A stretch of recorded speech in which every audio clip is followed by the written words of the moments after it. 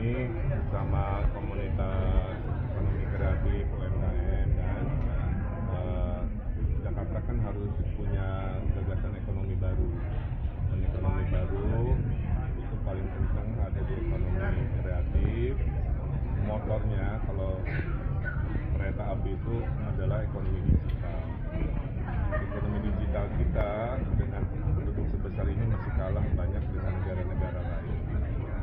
Nanti tugas saya adalah mengawinkan mereka-mereka yang mau investasi dengan mereka-mereka yang punya teknologi di sebuah tempat yang difasilitasi. Makanya program paling konkret dari Ridho itu nanti working space itu, co-working kan kita gratiskan, minimal kopi-kopinya itu memang curhatan dari mereka.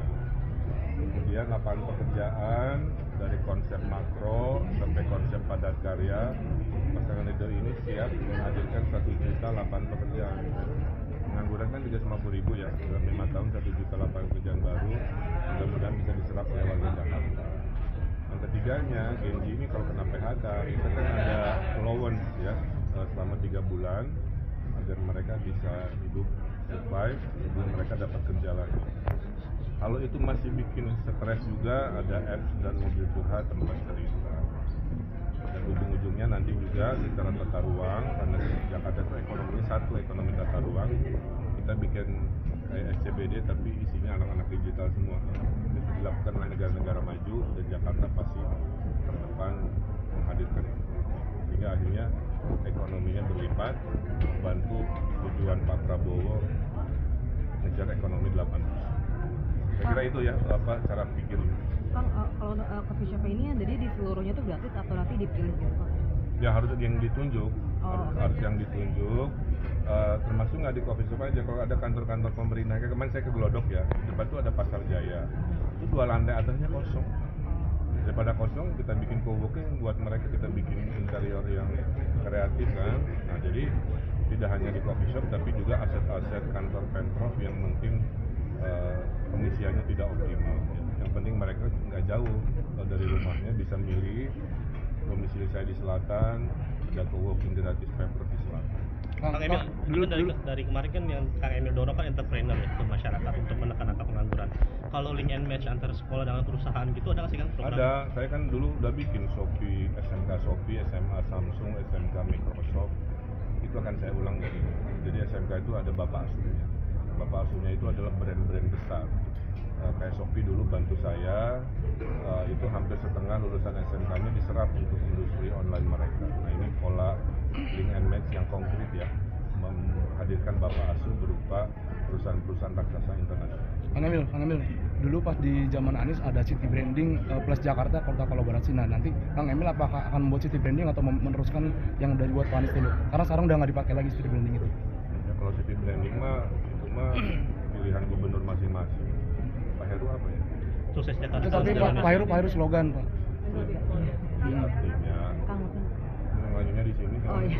Suka aneh saya tuh ya, yang nanya di sini, tapi muka harus ke sana ya. Ya udah, nggak. Jadi poinnya, sementara ya kita slogannya sesuai dengan takdirnya. Jakarta baru, Jakarta maju gitu. Jakarta baru karena bukan lagi ibu kota, Jakarta maju karena mau go global. Jadi saya kira itu. Di dalamnya tentu ada spirit kolaborasi. Kang lagi kan terkait survei LSI kan yang diselip oleh nomor 3 kan.